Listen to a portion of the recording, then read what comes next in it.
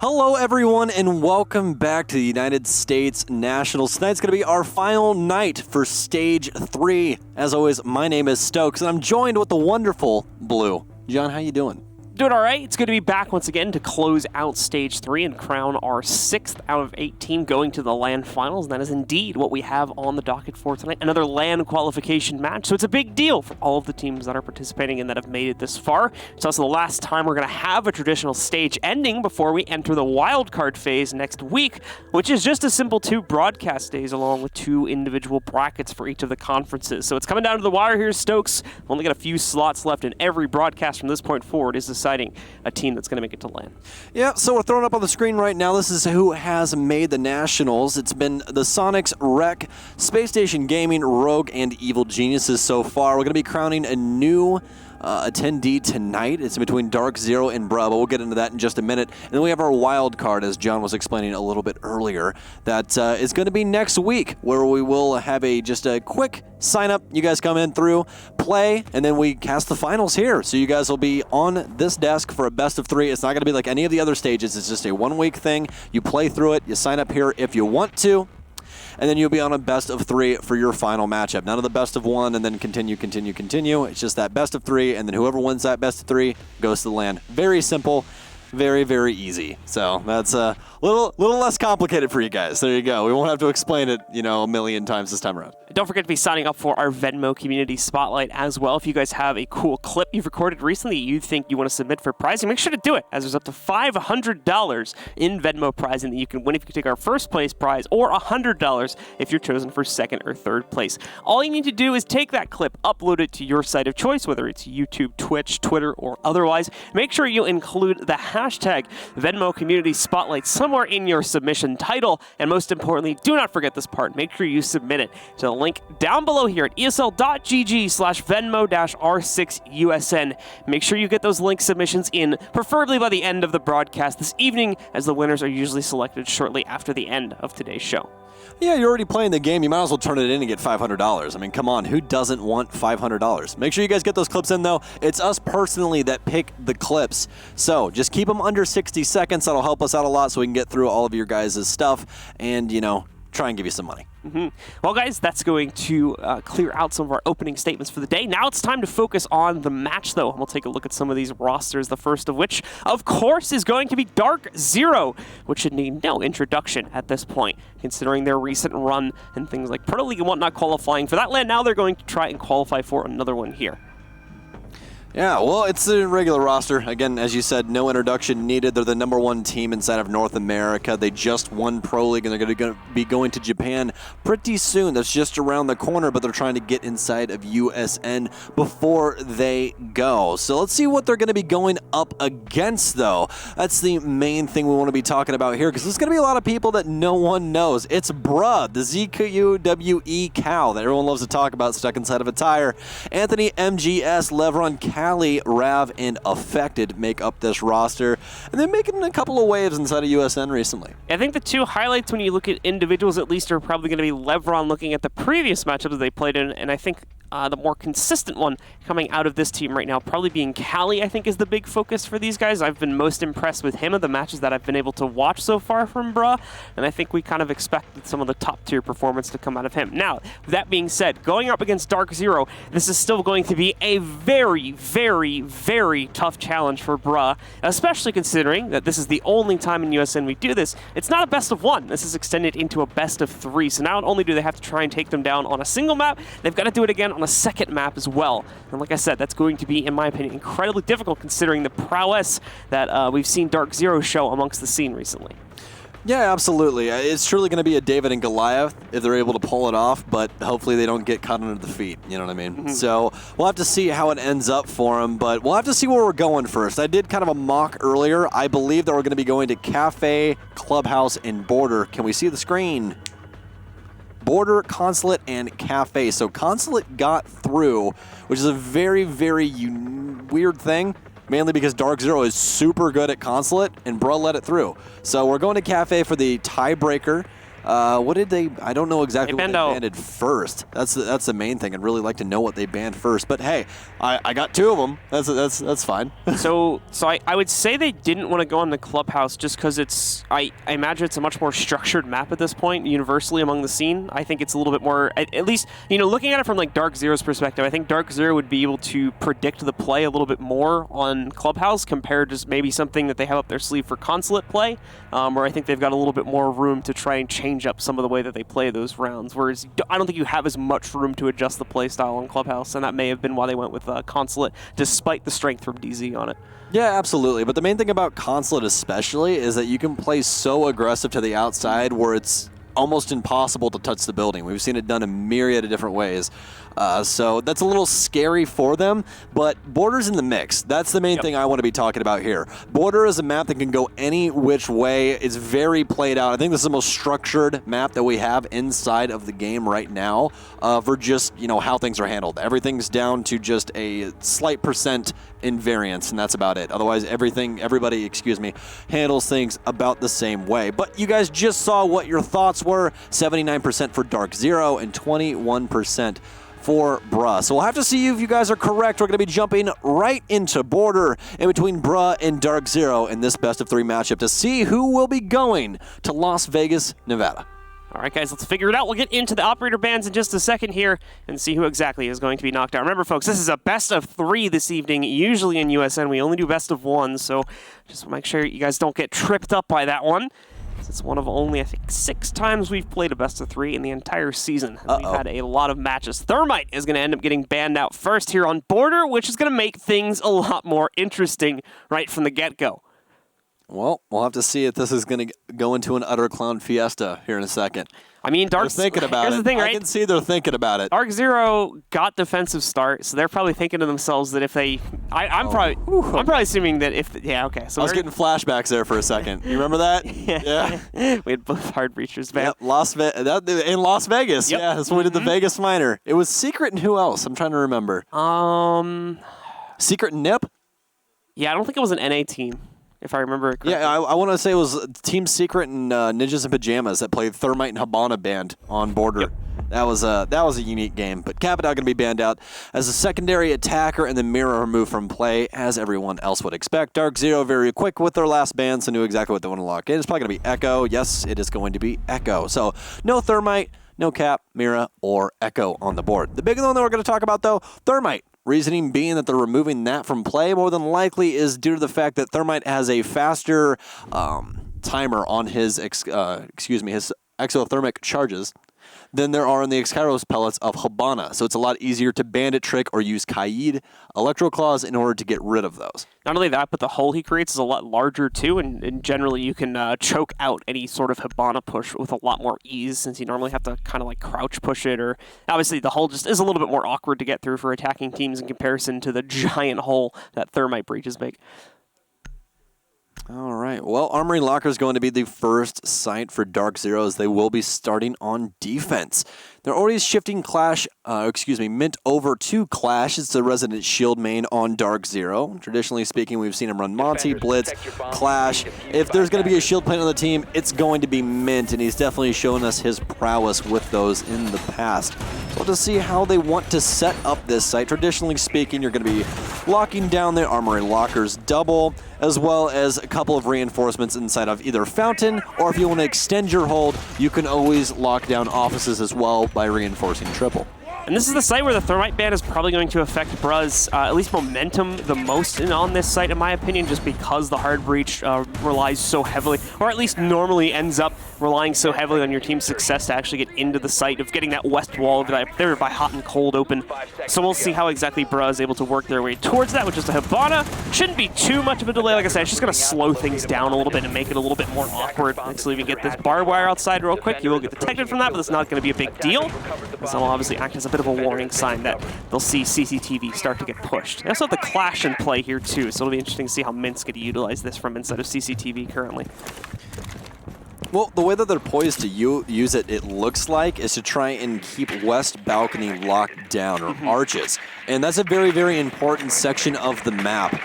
You can cut off a lot of rotations in between CCTV as well as Armory Lockers, and you have to try and get that wall open at some point. So being able to lock that down with Clash is of the utmost importance to DarkZero at this point. They've established a couple of long angles inside of offices as well, as they have Bandit playing inside of Suicide.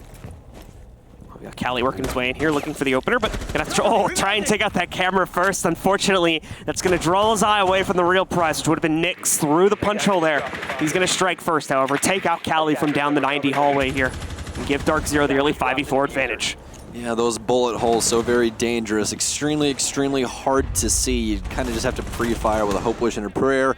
Hope something lands. Nyx, though, continuing to contest inside of CCTV. Oh, he's getting so aggressive, everyone. He's going for it, and he delivers. Levron falls, and all of a sudden that's going to be a double kill for Nyx already on the round. DarkZero starting with a stride. I can see the pace is being set for this game already. Yeah, Bruh's going to need to pick it up, need a little bit more drone work, and try and bring things together. Speaking of that drone work, we can see Anthony trying to do a little bit of it, figure out what the current formation looks like, more so over towards Archives. Unfortunately, the drone's going to get cut off before he can get over there. Anthony will end up just kind of self-breaching in through the door real quick. There's a Clash cutting him off on the other side. They have free intel. Hot and Cold's also going to be able to take out Rabs, who tried to push him from another angle, and Anthony just goes down to an easy C4 toss as he's restricted, doesn't have any room to work with. Now Affected, going to be trapped. There's no way for him to really get out of this situation, especially now that he's been restricted by the Clash, and down he will go. It's a flawless round from DZ to open up the map. Well, last season they gave Nyx a lot of not exactly praise about how he was playing in his recent history, from last season. Everyone was like, "Oh, what's going on with Nyx?" You know what I mean? He hasn't been playing the best. We'll have to see if he can, finally find his groove once again and start to play better. And over the second half of Pro League, Nyx really stepped up and showed what he could do inside of this game. And he's continuing to show it tonight. He's playing, like he's sitting at his home. There's nothing really there. He's not shaking, nothing, just getting aggressive when he needs to get aggressive or when he wants to. And comfortability is a huge thing inside of this game. If you're confident in what you're doing, you're going to win your gunfights. This is how it works. And Nyx is definitely confident in what he does. So as long as we continue to see this Nyx, somebody's going to need to shut him down because he's going to continue to show this aggression. He's already switched over to the visual from Jaeger, not even bringing Jaeger this time, which is something that we don't see too often. Obviously, Jaeger doesn't have a 100% pick rate, so it's not something that's, far-fetched, but it's something we don't see too often just because of how prominent nades are inside of Siege. I would like to see Bruh. Obviously I'm judging them on one round, which is a bit harsh, right? But I'm a little bit worried based on the playstyle we saw here in round one that they were just playing things a little bit too slow. I would love to see more aggression come in, especially in the early round from them, because in a matchup like this where unfortunately Bruh are very much the underdog here. Yeah. DarkZero is going to know that they can control the pace of these rounds both on attack and defense, and we saw examples of that, like with the run out and the more aggressive punch holes on 90, things like that. They're already trying to take control of this matchup right now.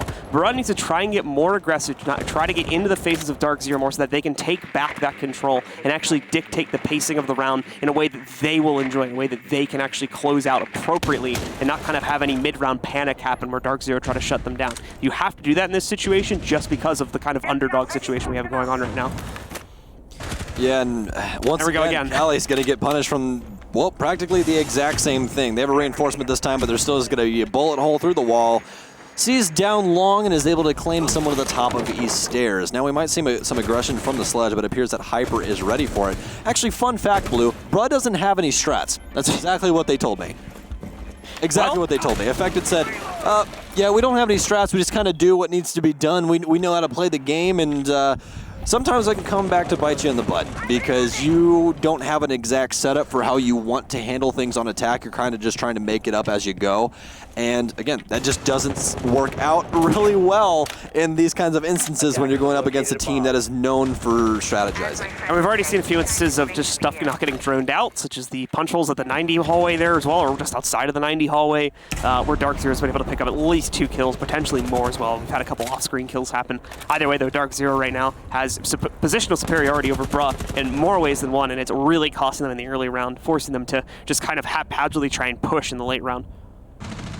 Yeah, well, slow and steady for Bruh right now. Just trying to pre-fire some long angles outside is Levron. They've established a couple of lines of sight into the actual site now as Zofia is downstairs. Levron with a very nice shot into Nyx as well. And they needed that to try and set tone for the offense, especially after that flawless round. Really need to pick it up, but a lot of the downstairs control still in the hands of DarkZero, specifically Customs, where we see Mint lurking currently. Might take a peek into Metal Hallway. They do have the bathroom control, which is soon going to be popped open and now known for DarkZero's side, so we'll have to see if they can win out a little bit. Mint's actually going to get shot through a bullet hole here. Again, these things are so very dangerous. You always have to be worried about just getting shot through some random wall because of these. Hyper's actually going to be standing on top of the server. He dropped from the upstairs hatch, is now holding that long angle. Nitro Cell pours in, but is not going to claim his life just yet. Recognizes out that he is behind the workshop bench as they continue to hold down Customs as well. Still a 4v4, 24 seconds left on the clock. They need to get this diffuser down. It's in Affected's hands, but where is Affected? They need to work their way in. A couple more shots make contact with Anthony. He's very low on HP. Oh, Levron to rotate through, takes down Mint inside of Customs. This looks more winnable now, but hot and cold to try and battle back. Affected now trying to stick the plant. Anthony falls off. He's all alone. He's trying to run away, but it's all going to be for naught as Levron gets a triple, but it means nothing. Not enough utility to actually attack the site, ultimately, as far as we can see there from Bruh, as they basically just end up in an angle duel with DarkZero for a good 20, 30 seconds towards the end of the round there. And neither team is going to make any moves from that. DarkZero, of course, won't, because they're on defense. And Bruh, unfortunately, really couldn't, because they would basically just be blind peeking. There wasn't really any drones trying to roam around the site, forcing anyone from DZ out of position. And like I said, didn't really seem to have any execute utility ready to go there either. So DarkZero are going to be able to close that one out pretty easily. They spent 2 minutes trying to get upstairs control, trying to control that verticality, and they couldn't find it. They got the kill on the Nyx inside of the CCTV area, but they never took Armory, never took Archives, never even really looked at offices. They just kind of showed face and then left, and then it all went down to bathroom/tellers. Well, they ended up getting control of that, but that's because DarkZero was like, hey, it's really not that important. You guys let us keep the upstairs. Right when you go to plant, we just pop the hatch and then shoot you. Yep. That's exactly what happened. They just rotated 2 or 3 people back down, held every entry, and there you go, bro. Really didn't have much of an opportunity, at least without being traded to get into the site there. So, single point of contact's never really going to work out in that instance. And this is where the not having strats part, unfortunately, comes back to bite a little bit too. Yeah. If we assume that to be true. Oh no, it's absolutely true. I am not lying to you, I promise. So let's get into round number 3. DarkZero already looking good to control, but obviously as they move further and further along their site triangle, this does get a little bit more difficult as they go to a much more open site here now inside of Customs, and we'll have to see if they're going to be able to hold this as well. Attackers must locate and defuse a bomb. So, apparently our producer made a bet with chat. Yeah. And said that if Brug gets around, you have to wear your Gucci shoes in your hands. So there's one problem with that. They're not here. They're not here right now. Because they're all the way in Las Vegas. Yeah. So I could wear them at the finals. Ooh. I could do that. I like that. But oh, that's hot. Here in Poland, that is not a possibility right now. Not a possibility right now, but maybe a possibility. Unless someone has the power of telekinesis and/or teleportation, in which case, please DM me. The teleportation part, I'm very interested. Yeah, that part. If I had to pick one. Telekinesis is pretty cool, but I'd much rather teleport. Flights suck. We're going to talk about a few other things we want to teleport as well. There you go. All right, well, delving into round 3 now is DarkZero still maintaining that upstairs control. They've allocated themselves over to Customs, which, again, when it comes down to a tertiary site, especially on border, you're really at worst for wear between the two. It's kind of just pick your poison. Do you want to go to Tellers or do you want to go to Customs? With Customs, you have to maintain that upstairs control, as well as Tellers. They're kind of 2 peas in a pod. If you lose that verticality, you lose the site, they get a diffuser down, and you have to try and fight tooth and nail to get it back. So you're going to see a very hard contention from DarkZero upstairs. Hot and cold playing across, trying to hold down archers as well from half wall. You see they have the soft wall for armory lockers so it can play those long angles. Levron's moved himself over into break room now as they're trying to pinch out Nyx. We'll have to see if it works out for him. Has plenty of ADSs. I'm actually surprised Levron hasn't shot this just yet, but probably doesn't want to give up his position. Nyx does try to go for a slight run out there, but he ends up falling back. Levron, though, will still be able to catch BC on contact, who is here to support Nyx, and as well, he's going to end up going down. A lot of kills going on here, and it's eventually going to be brought down to a 3v2 with an advantage going to the attackers on Bruh. You have two left standing here. Hyper still upstairs. Mint closer to the site, playing more of an anchor role. Leveron, though, wrapping in, has already found the Mozzie, but he'll lose that fight. It's going to be the second kill in the round for Mint, bringing this down to a 2v2. Oh, didn't realize this, though. Mint actually got traded on that one, or at least traded on it down, so he's going to get confirmed by Rav, and that leaves everything onto Mint in a 1v2. Well, Mint, TCS G12 by his side, definitely a gun that can do it. Plenty of damage with those slug rounds inside of this shotgun. I know it looks like a DMR when it's used, but it's not. Mint, though, has to find 2 kills. Plenty of drones still in play as well, but the time is on his side. They only have 20 seconds, and that means that they're going to have to work fast in order to get this diffuser down. He's already shifted himself across. Assume that sledge work was actually above him, but it's not. They now know that he's actually inside of stock as the plant starts to go down. His cross is being held by Rav. He's going to sprint right into the L85, and Bruh finds their first round. And Blue is going to be wearing some slippers on his hands. Apparently, yeah. I never actually agreed to this bet. You signed the contract. Yeah, I was just forced into it. It's okay. I blame the production. That's what I blame. But that is going to be the first round for Bruh getting onto the board. Nice little adjustment made at the end there. They definitely knew that was going to be a tough situation, and that obviously we would see DZ try to play that to the very bitter end of it in the clutch, but ultimately it was not to be. They missed that quick little rotation that happened over towards the main entrance and the cutoff to stop the plant. And as such, in the 1v2, Bruh do take control off of that pretty chaotic execute, too, where they went in and were able to kind of just swarm CCTV in a few other areas of the map and trade things down into a 3v2 into their favor, and from that point forward, take it on the 2v1. Yeah, well, when it's border and you go into those sites, you really don't expect to win them. You just go, hey, if we do, that's awesome. You know what I mean? That's fantastic. You really are focused on what you can try and stand up on the defensive side of border, which is going to be armory lockers as well as workshop downstairs. Those are going to be your 2 that are the most winnable. The other 2, again, not very. So when you rotate over to those, you're not really looking at it and going, yes, this is absolute victory. There's no way they can possibly stop us. So moving back through now, though, as they restart the triangles, we like to call it, they will be moving back upstairs to armory lockers. Vents is still going to be locked out because they played it 2 rounds ago and not 3. It takes 3 rounds to unlock a site. So that means that after this round, Vents will be unlocked. They can start going around that triangle once again here, starting, of course, with this site. So, Bruh, let's see what they've changed up this time. We do have a small little adjustment that's been made by DarkZero, and that Hyper is coming into the mix here now with a alibi. You see those prismas that are going to get thrown around. The utility probably won't affect much of the outcome of the round, except for maybe if they get lucky, they'll be able to get a detection like that from some pre-fire.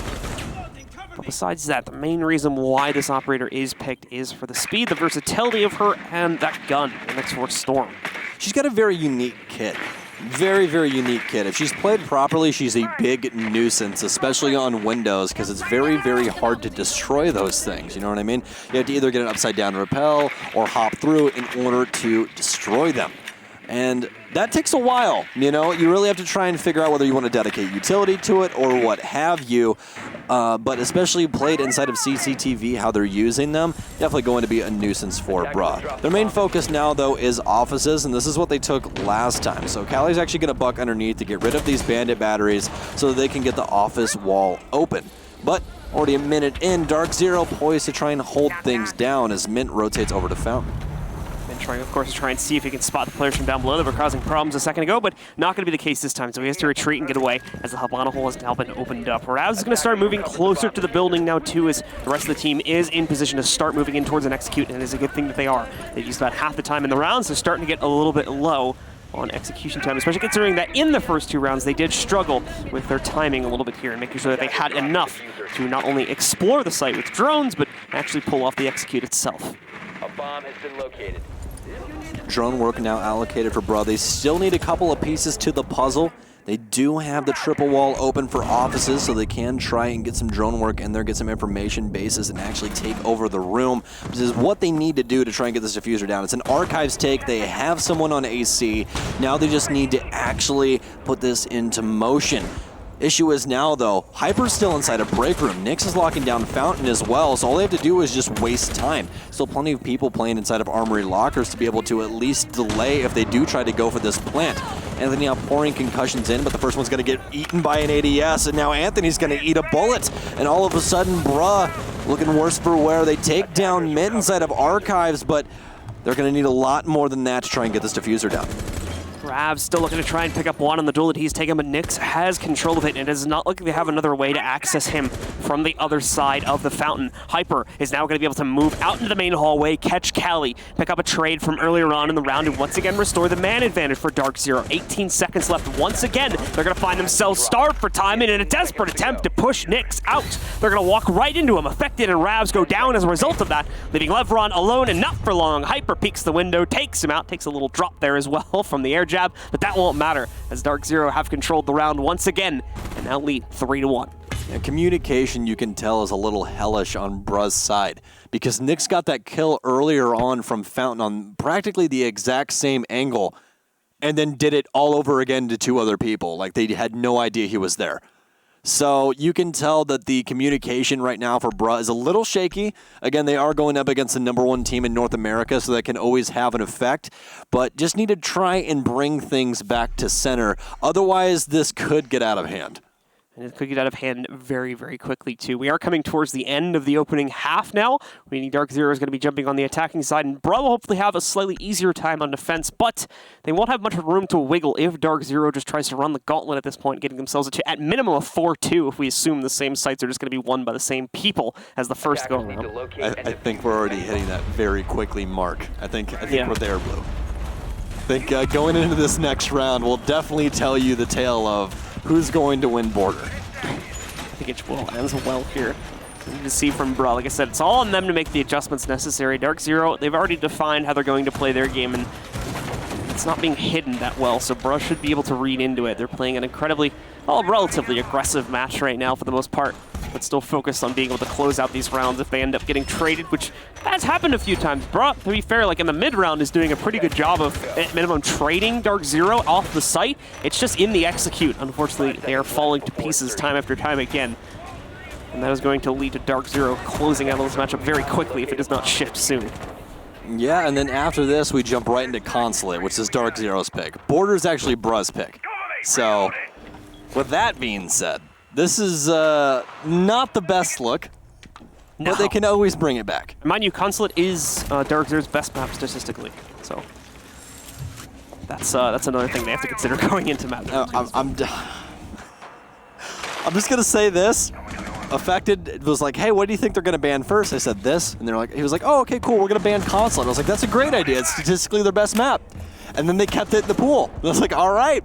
They took the bank ban, though, which is a map that literally everyone else has also banned against DarkZero. And DarkZero's only played it like once or twice in recent history. So I'm assuming that a lot of teams have played DarkZero on bank and scrims and just don't want to do it in a live match with how much it's been banned out against them recently.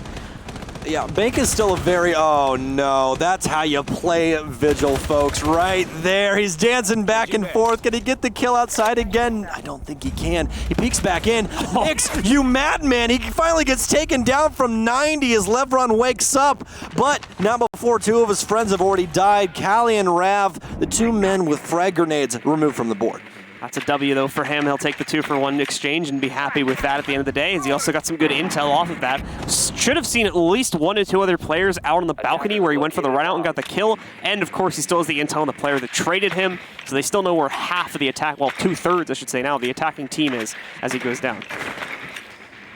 And that Vigil play especially, you don't want to use him to try and hide. What you want to use him for is those super aggressive pushes where you just hide yourself from all of the cameras, because no one knows where you're moving unless they can hear you, because it doesn't mask your sound. He's not Nook. He only gets the camera reduction, no sound. So that's why you want to use him in that way where you can make those aggressive pushes very quickly so no one can get those comms through fast enough. And this is exactly what Nyx did. Great play from him, but now a very nice camera placement from BC, recognizing out exactly what's going on downstairs. Hyper back on the exact same angle that we saw him play earlier on as concussions start to pull in. Almost claims a kill with it, but Houghton will actually be the first one as the site execute goes down. Nitro Cell, but no, it's going to be Houghton once again to finally shove it up to a double.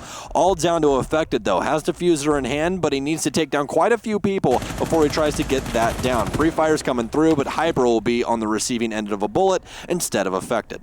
Gonna try to quietly sneak up main stairs now and wrap around to the hatch. He gets a little bit timid though, and around peeking the corner towards 90. Thinks he spots someone, and as a result of that is going to give away his position and the potential flank that he was going for. Does spot out one of the 3 remaining DZ players, but can't find the other 2. And as a result, is going to get picked from the backside by BC, excuse me, and that is going to lead to DarkZero winning yet another round. Well, takes overall for Bruh are just very, very spotty. It doesn't seem like they really have a focal point in what they want to take. You and I usually talk about that quite often as in the checklist. What do you want to do first? Yeah. How are things handled? Cross angles, everything. That's the issue when you go into a game up against a team that strats out, knows how things go, are comfortable in that environment. You go, oh, we're just going to freeball it. That's not how things traditionally work. There's not a team that is a high level inside of anything that goes, we don't have any strats.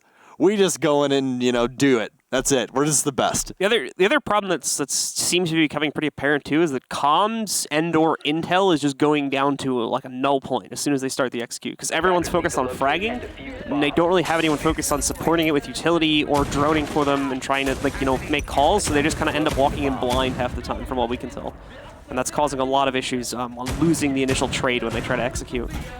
Yeah, in talks with Bruh, the exact words were, well, Parallax or X-Parallax beat DarkZero with a ranked playstyle. So if we can try and mimic the same thing, it should work out. Yeah, that was a best of 1, though. You see the issues, John. You see them. You see the... Not always going to be playing best of 1. Do you want to know what I said? I was like, that's a kind of a silly choice there, friend. Yeah. Like just a little bit, kind of, sorta.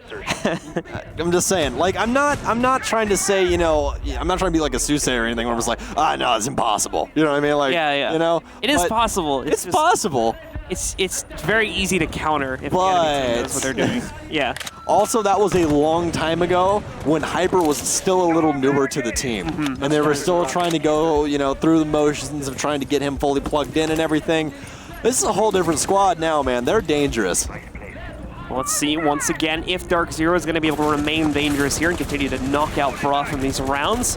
We're down to the final round of the half here. They did end up going for the tellers instead of going over towards customs like they did on the last go around here. So they're going to try to throw Bruh one little curveball and see if they can sneak an additional round in to make this a 5-1 half and pretty much all but secure map number 1 for themselves, only needing 2 rounds on attack. So some very smart play from the Zofia, launching a couple concussions over, and that actually knocks Bandit out of his animation to put the Bandit charges down, so prevents Bandit tricking. You see it on this map as well as you see it quite often on Clubhouse, where they shoot him through the drone hole upstairs inside of CCTV. This is basically mimicking the same thing if you know what I'm talking about, but they now have full east control. Well, Bruh does for the most part right now. Still a long road ahead of them, though. There's still a lot of contention inside of offices, because if they do get that control, DarkZero is going to be in a very, very sore spot. Houghton upstairs. I don't know if he's by himself or not, but oh wow, what a shot from Anthony. Wrapped attack on as well, and that's 3 bodies of DarkZero already hitting the floor. Diffuser actually poised to go down as well, as Hyper will be the next. This might be a perfect round. Scratch that, but Bruh finding their second round. BC going to say a big no to the perfect round, but still be a very clean one ultimately from Bruh, as they managed to take quite a few successful duels early on. Like we were talking before, they often were losing these, so you can't really fault DarkZero too much for wanting to take that, but that time just didn't work out for them, and Bruh ended up coming out on top. Anthony, I believe it was, specifically ends up hitting that really nice double kill on contacting through that really awkward Hibana hole, and was able to really put his team ahead on top of the kill that I think it was Ravs also picked up on contact there. So great stuff from Bruh. Finally, the more, heads forward attacking strategy does pan out for them. Unfortunately, it's only given them 2 rounds on the attacking side, though. Where on a map like Border, you would definitely want to try and argue for it to be a little bit closer. They're not that far off. 3-3 probably would have been the optimal bet for them, so really only 1 round off from that. But the problem is if DarkZero gets off to a hot start on attack here, they're still in a bad situation right from the get-go, and that's, I think, kind of the consensus between both of us, so that's the expected result right now. Yeah, when you go into Border, if you're going to have a dominant defensive side, you're expecting a 4-2 split. Those other tertiary sides are not anything that you're looking at and going, we are going to win that. We just said that earlier on. I just want to reinstate that. And with a 4-2 split, your offensive side becomes really, really easy because, again, Border's been played out. Armory Lockers is something that everyone's done a million times. It's basically a frag fest. Border is a death match. If you're able to win your gunfights, you're going to win the map. And right now, DarkZero has the hot hand, specifically Nyx. He's really been showing up, and he's been playing a bunch of different operators already. Played the Vigil, played the Jaeger, played the Castle. I believe we saw him on, I believe, one more operator as well. So already inside of 6 rounds, he's playing 3 to 4 separate operators. Yeah, the last round was a little bit of an outlier, just at what we'd seen for the other 5 rounds of the match so far. So let's see if DarkZero are going to be able to resume what had been happening, or if maybe that last round was a change of the tides. And bruh, maybe you're starting to wake up a little bit here. Let's find out. As of course, DarkZero out on the board. We're going to see them move up to the 2nd floor pretty quickly with the majority of their roster and start moving in for CCTV control before they more than likely eventually swing over to the west balcony, but offices are an option as well. All right, well, DarkZero always to try and take over CCTV. Hyper has his drone in place, ready for the run out. Kali looks like he wants it, so we'll have to see. Do they have any of those black eyes outside, though? That's the main thing. Are any Valkyrie cameras outside to give some information if somebody tries to push up Arch's balcony? Fires now, but no, affected to win it out. Nyx will actually die, and actually using the LMG of IQ, which is something we don't see too often. We do see it, but it's all really in what you want to run on IQ. She has 3 amazing guns. That one just didn't seem to do it for him that time around. It's a very aggressive duel being taken on the rappel there. That's not going to go his way. Hyper now tries to take the same position, but there's not a lot of intel going to the team right now. He is going to use one of the concussive charges to pop up in the wall, but Kali right on cue will swing out and pick up a peek on that one. And that's going to be Bruh taking a solid lead in this round at 5 versus 3 now. With DarkZero not really showing much of a chance to find a trade anytime soon here. Nade's going to get chucked out by BC. This one, if he can get it back far enough, might do some damage, but I don't think he's got the angle for it. No, he does not. No damage really done from that one. Actually, Levron does take a little bit of heat. I'm not sure if that was from the nades or someone else, but either way, he does have the stim charges to just buff himself right back up to basically 100 HP, so it won't affect him anyway.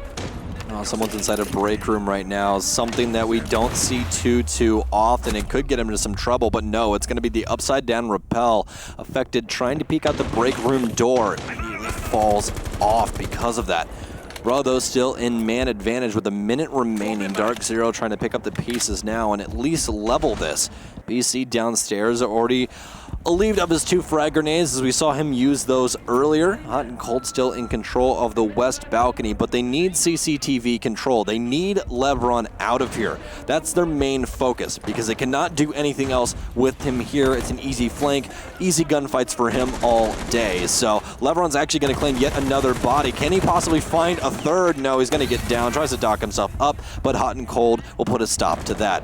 Bearing 9 in hand, but immediately switches back over to reload the Type 89, now on a long angle. But 20 seconds remain to try and get this diffuser down. Bruh still in man advantage. Mitt and Han being very careful about how they proceed for good reason, but time is getting low. They're going to have to abandon that caution, and that means that players from Bruh will be able to easily pick up these kills, or at least that would seem to be the case. A 1-for-1 trade rings out, but ultimately Anthony will shut things down for Bruh, keeping them in the match and bringing them 1 round closer to tying this back up at 4-3. Yeah, see, the defensive side works a lot better for you to peek everything. That's just how it works. Yeah. I mean, seriously. If you're going to go into making a team and going through everything and you really don't want to strat out, at least make takes for maps. You really don't need things for defense. You can kind of fly by the seat of your pants if you want to on that end. But for offense, it's a lot harder to coordinate, and you just trying to talk things out and say, hey, this is what we're going to do, that's not going to work out very well for you. That's where dry runs come in and, you know, everything else with that. Yeah, and a lot, especially the more like straightforward sites on defense, a lot of times you can just kind of take contact, and then if you have good comms, usually the rotations kind of happen when they need to, especially if you have good roamers in good positions. Yeah, exactly. Yeah. And they're able to put themselves in good spots to kind of pinch out the attacking vector anyway. They're able to kill those pesky offenders, you know. That's really the job of a roamer. That's really it. So, you know, waste time, that's above all. But if you can get some kills in the process, it's great. It's A-okay. Fantastic. All right, guys, so we're going to move across the trend that you would normally expect, just going from the Armory site to the workshop right below it. Armory is still going to be actively held more than likely by Bruh. They're playing into the standard meta, which it would appear they are right now, judging from the reinforcement on the west wall. They'll try to keep this site they'll try to keep this other site under their control for as long as possible, as giving it over to the attack would make it very easy to basically just shoot fish in a barrel down below due to the buck, along with the other self-destruction that DarkZero brought to the table. All right, well, let's see if we're still on this visual teeter-totter here of, hey, we're going to win the 2 main sites and then lose one, then go back, win more, and then lose another. As that trend continues on at the moment.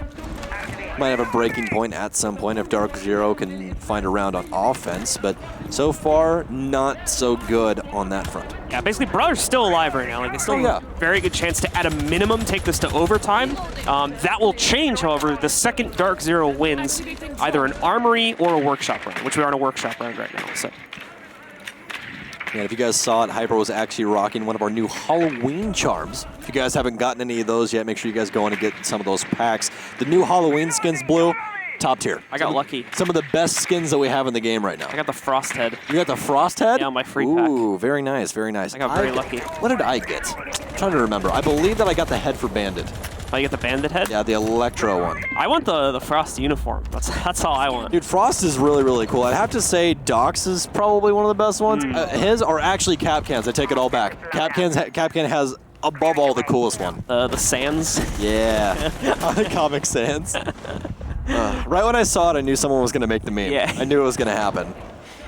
All right, well, DarkZero now trying to take over CCTV, but it seems to be all the Nick show right now. Joining himself in, already lost one, doesn't want to try and peek this with no information, so just going to hold the angle. Pre-fire comes out. He's rocking this G8A1 once again with the angled grip. It's a fantastic gun, has one of the best damage margins in the game, actually, with its rate of fire mixed with its damage margin. So BC now attacking underneath, trying to get some frag grenades going, but hasn't worked out for him just yet. Nick's now in a gunfight, trying to pre-fire for the long angle, but now we're switching over to Hyper inside of offices. DarkZero trying to fight for this map control, but Bruh staying right along with him. Frag grenade coming in, but actually it's going to blow up outside. Something we don't see too often is BC botching a nade. That is going to end up being thrown just a tad too late. Hyper definitely seems to have an idea about someone sitting at the back of the armory, and he is correct to do so, as it's the Valkyrie, if I'm reading the silhouette correctly. Anthony with a nice find, no strikes true, and is able to pick up the first kill for his team, but it's traded right back by BC as he finds Ravs. Nick's now going to move in to try and take care of the Valkyrie, but she's already dead, so the threat has been taken care of there for these guys already. BC with under nade, but that's going to get ADS'd out, as you might expect. They hadn't dealt with that previously. Hyper does find the pickup. Going to see a stim here, but BC should be able to put him down pretty quickly for a second time. There you go. Extra points for BC there, as he's going to take out Levron and bring this down into a 4v2. Oh, Affected's in the power position. If he's able to get a pick here, this could mean everything. They need to get this diffuser down, but he rotates away. Mint now placing the diffuser. He's planting on server. Someone needs to rotate in, but they have everything. Affected's rotating in from behind. Do they know where he is? He can't stop it. DarkZero now breaks this vicious cycle and claims one of the main sites. And this is where Bro have to start getting worried, because now DarkZero have won so far a site that attackers have failed to win, thus breaking, as you were mentioning before, the kind of just the trend we've had with teams trading out the first 2 sites, and then finally the attackers winning on the 3rd one. No longer is that going to be the case, and we're actually going to see a reattempt, at least as far as the vote is currently concerned, on that ventilation site here now from Bro. Well, where else are you gonna go? Yeah, I mean, you probably wouldn't want to shift to one of the other sites after that. So. I got an idea. We'll go Tellers. Great idea. You never know. Awesome. Some teams are a little bit hard-headed about that. Yeah, that is the biggest truth you have ever said to me in your entire life. It's just like, people just ignore that. Like, it's fine. Some teams are like, all right, just go around, just keep going. It's fine. Just continue. Don't let them. Yeah, I mean, especially if it's like really one-sided or something like that. That's the best 6-pick I've ever seen ever. Pro gamer move. Pro gamer move. I'll never see it coming. Now what I'm about to perform is make him nervous. Pro gamer move. 6-pick Jaeger into the Jaeger. You've never seen anything like it. Attackers have located. Gonna go away from the German. I'm gonna pick the German right back up. It's like reciprocity, you know. Yeah, minus laxing, plus laxing. Big fans of that strategy. Yeah, great idea. I think this is how you make people play better. I mean, Ninjas in Pajamas did the same thing. Bench Pino, put Pino back on the main roster. Just give someone, like a 2-week break without pay. You know. That's how you really get someone to play better. 10 seconds remaining. Oh my God! I've been awake for too long in order for you to make jokes like that, where I can stay perfectly sane. I can't. No Gucci shoes for 2 weeks. Been awake. What time is it? I've been awake for more than 14 hours. I'm running on about 3 hours sleep right now. Heck yes, dude. Yeah. Let's go. casting on very minimal sleep, and my eyes feel like they're going to roll into the back of my head. Let's get it. There we go. All right, well, Bruh now needs to try and pick things up. Affected trying to do his best, but that last round definitely didn't work out, and this round is not going to be working out for LeBron because, well, he's dead. Yeah, so that'll see the Doc eliminated a little bit early this time. No chance for that re-stim to bring him back into the game here. And most importantly, this is, I think, the first time we've seen DarkZero get the 5v4 this early on. So they have a lot more freedom of movement here now, having taken out the Doc and knowing that at least one player that was going to try to get aggressive against them is just off the board. For a very long time, DarkZero had a huge issue with not being able to play against extremely aggressive teams. But in this specific Pro League season, they've really proven that they can. And after they've got Hyper fully plugged in to the dynamic of the team, they've really been able to find their footing against a lot of these teams, whether, well, inside of their comps, in order to handle these extremely aggressive holds as well as takes that these teams try and make. And Bruh's no different. Again, like we said, they're a team that's running literally zero strats, and they're just trying to fly by the seat of their pants off of their play style, which is, hey, we can win some gunfights. DarkZero, though, nowadays, a lot harder to try and win with that fashion. So DarkZero now starting to inch closer and closer towards the site, and most importantly, taking more and more of second floor control, or at least trying to take that control away from Bruh. Taking out the Doc, yes, but as you can see from the silhouettes there, the blue one specifically, there's still two players hiding over towards the armory site directly above the actual site, in addition to another player in CCTV. They still have to find a way to knock out, which I don't think DarkZero actually have the appropriate manpower upstairs to deal with this right now. They're trying to focus the 2 to 3 guys they've got up here on CCTV, but they don't seem to be making much progress on actually getting that player out of position. Yeah, they're stalling on taking the man out of CCTV. As you said, concussion pours in to check half wall, but obviously no one home as he is motioned over. Not in the corner either. He's actually back behind monitors, but they can't see him just yet. A nice shot from Hyper to take down Affected back behind that monitor base. BC now setting his focus upstairs. Here's the shot from that MPX behind half wall. Pre-fires, knows he's still there, gets peeked out from the Bandit, but Kali's going to claim 2. Those are 2 big frags. Hot and cold and Nix. The Habana off the board. No more hard destruction as Hyper's trying to help his friend out. Oh, a quick run in as Hyper takes down 1, but it's going to be a trade. Oh no, BC gets him with the frag grenade. What do you know? Something we don't see too often. Some nice shots and Hyper to push him to map point. I'm actually quite surprised DarkZero ends up winning that round. It seemed like Bruh had great control upstairs. Yeah, this obviously was a little messy at the end. It happens. This still specifically, I was the most surprised that DarkZero won it. But yeah. If anything, this should just make everyone at home feel good because even Hyper is human. Yeah. Okay. Yeah. Like whenever you see someone with that much skill mess something up, you're just like, okay, good. He can also suck at some moments. You know what I mean? Everybody slips on the mouse every once in a while, you know. There you go. So that's going to take us into potentially our final round of the map. Big clarification on that, as DarkZero still have to close out one more after this out of the next 2 if they want to take their position at land and knock Bruh out of the running, sending them into our wildcard qualifiers coming up in just a few days. Yes, sir. So let's jump back into Border. Let's see if they can win out Border. Put us up to 1 map. And then we'll be going on over to the not-so-sunny map of me forgetting the map rotation. Consulate. Thank you. Right. Oh, it's pretty sunny. Yeah. It's bank got banned. Yeah. For some reason, I was thinking club. I don't know. Again, that one got banned too. Apologies. It's been a long day already. It's been a very, very long one. No Clubhouse today. It's been a while since I've casted a Clubhouse game. It's kind of weird, right? Yeah, well, it's kind of good because we went on a really long stint of just Clubhouse. Also, I was on like a 2-week break, so there's that. Yeah, that works out. That always helps. Just literally not casting. Yeah. It's actually 10 weeks. 5 seconds to go.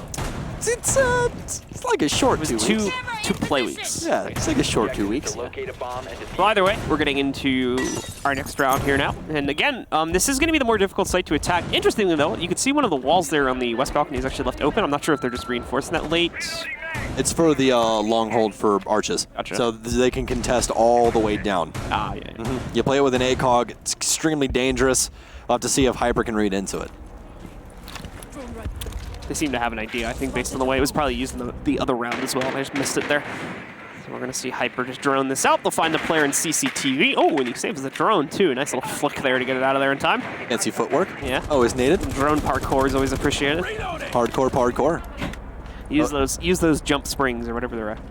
It's like a little tail thing that Yeah. bounces. It's a very weird way how it works. And Lebron again, the opening kill, and that might be all she wrote. Last time that we saw DarkZero get a pick this early on, that round immediately fell into their hands, and that was actually just the last one. And we got a little bit dicey at the end, but they still did end up winning the round. And BC still having 2 frag grenades as well, which is something you always got to pay attention to when this man's on the field. Those frag grenades so very dangerous, and he's just throwing them everywhere. I was like, is he gonna let go? Yeah, he peeks right into Affected from the hatch, so Affected takes down BC, no longer having to worry about those frag grenades and leveling man advantage.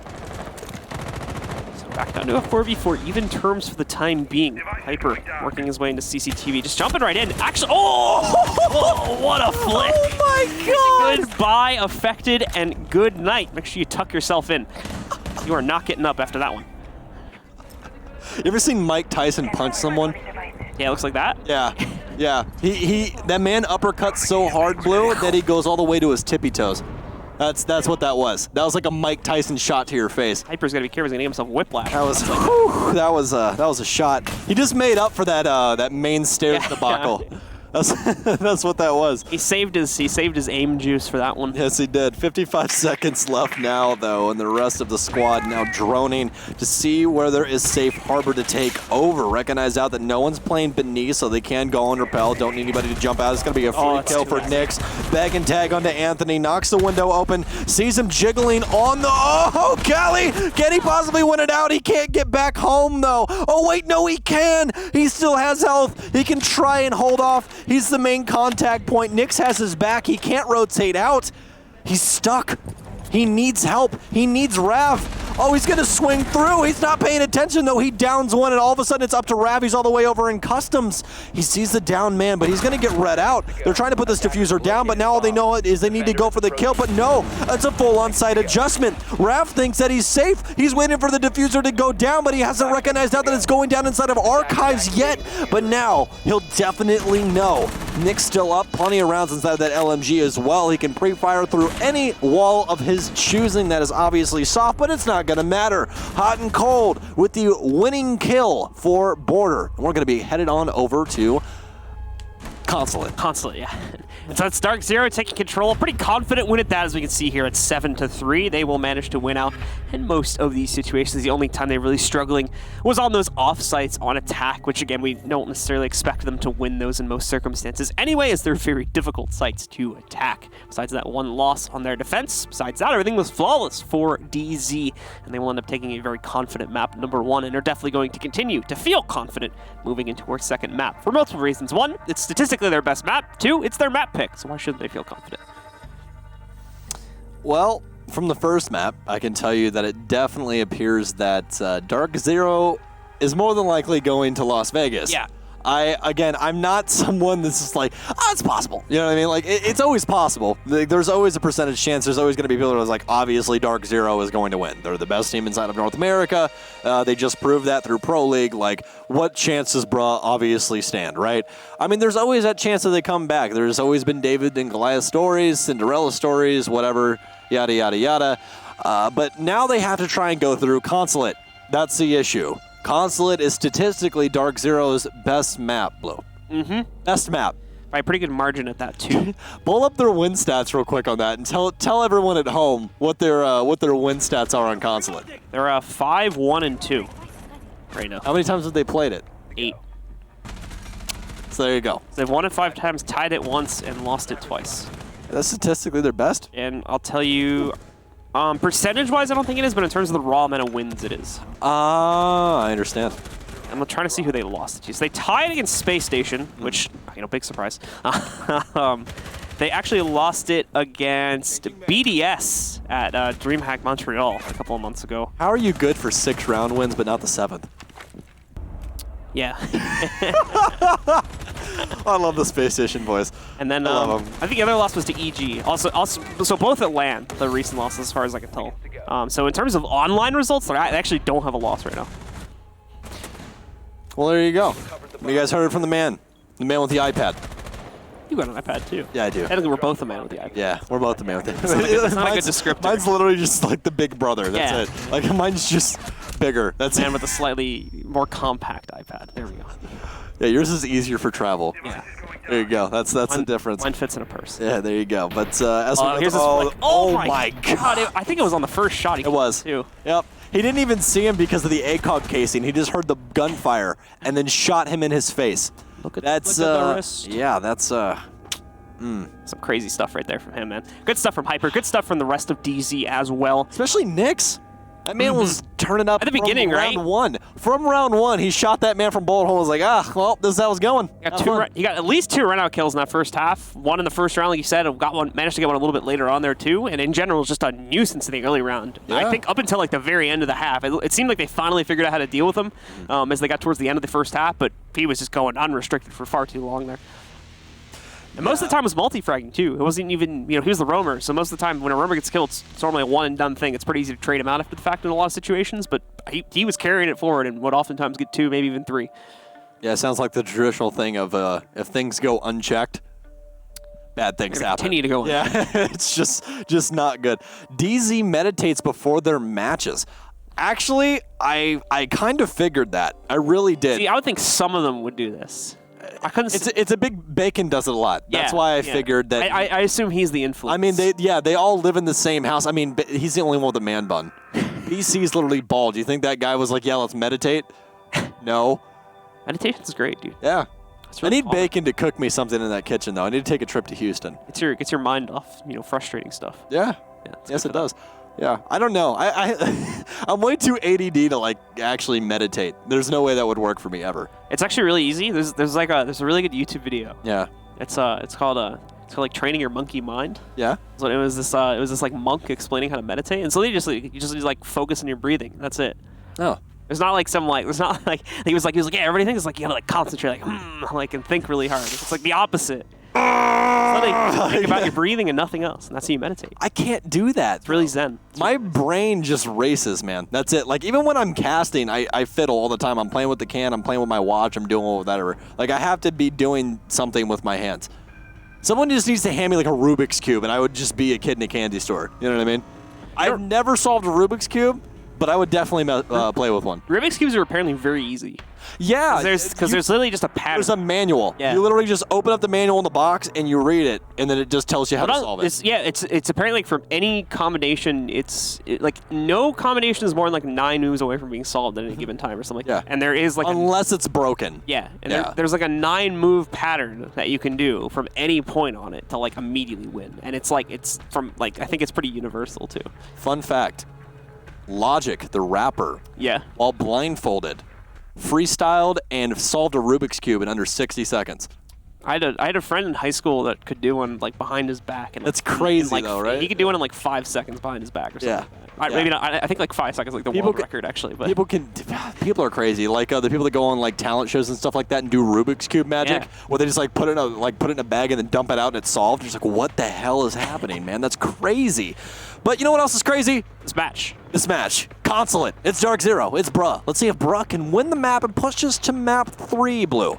Can they do it? Or DarkZero booking their plane tickets from Houston to the sunny and oh so beautiful Las Vegas, Nevada? Let's find out for Bruh. It's definitely going to be a tough ask, so let's see if they can get it done. It's up to them ultimately, as DarkZero has full control of this matchup as far as I see it. Bruh. We need the button. Bruh. We need to ask yourself if we can order the button as a prop for the show. How many buttons are there now? You have the that was easy button. You have the Bruh button. The GG button. You have the nut button. That is true. Yes. No Matter Cat Tower are going to be our first 2 bands, by the way. If you guys want to talk about that.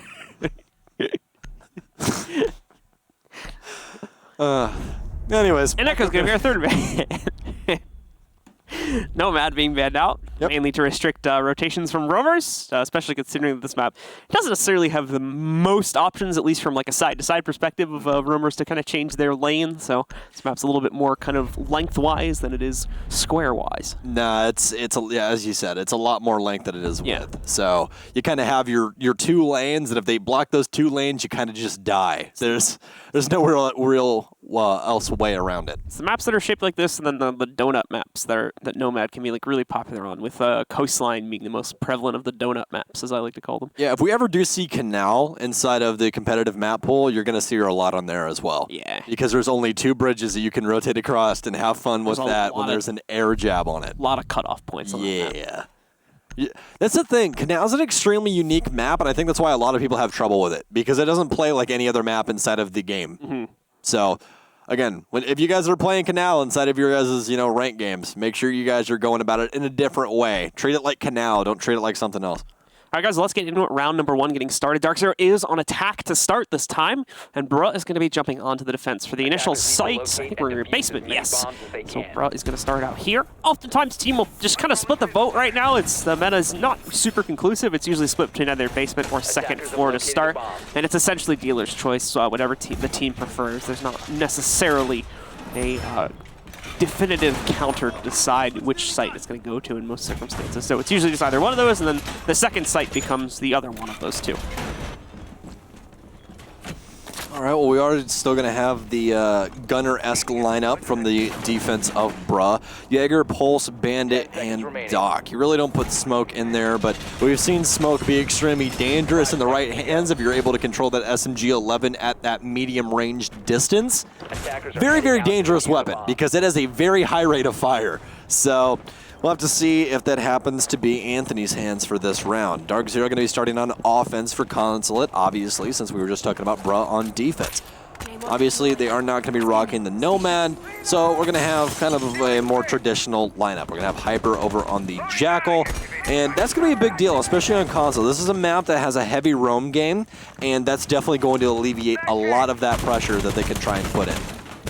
Nick's just taking out some of the cameras that's sitting right below him there. If you're wondering why he's spamming into that one, gives him a slight angle to work towards as well. But he's already in to be able to control the admin office, and it doesn't look like there's going to be any second floor pressure at all from Bruh here. So DarkZero is going to be able to walk right in and clear this out over the next, well, 10 seconds or so. Since they're droning it, they won't do much manual clearing, as they won't find anything on those drones. So be able to swing downstairs. I think there's at most like 1 player sitting on the first floor as well here from Bruh, maybe in the bathroom drop down or a similar area. Yeah, it's Callie right outside of that bathroom, in fact. And it's reinforced, so he's going to have to stay a little bit closer towards yellow. He actually is trapped right now, unless there's another hatch open, but I don't think there would be in these circumstances. So he'll have to take this duel, and he'll lose it. Nyx picks up Callie as he's locked on the inside of the piano room with no way to rotate back downstairs.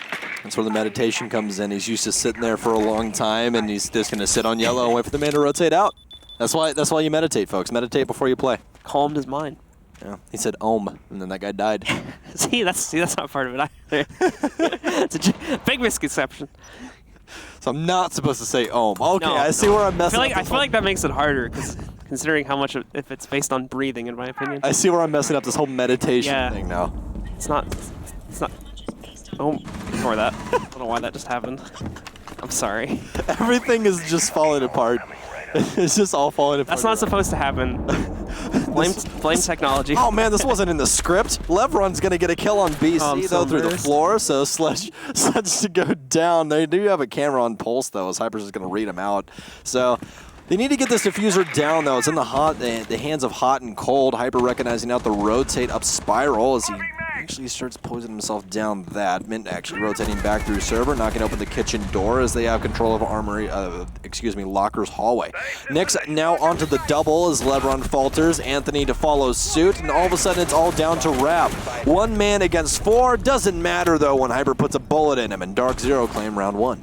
DarkZero going to be able to shut it down. A good start from them once again here on their own map pick. Bruh, unfortunately not able to maintain themselves. And unfortunately, the early round pressure from them being dealt with very quickly left, I think, a good 2 minutes or at least a minute and a half really for DarkZero to focus on the execute. And with that amount of time and just the generally good executes we see across the board from DarkZero, that made for a very dangerous combination that Bruh could not hold off.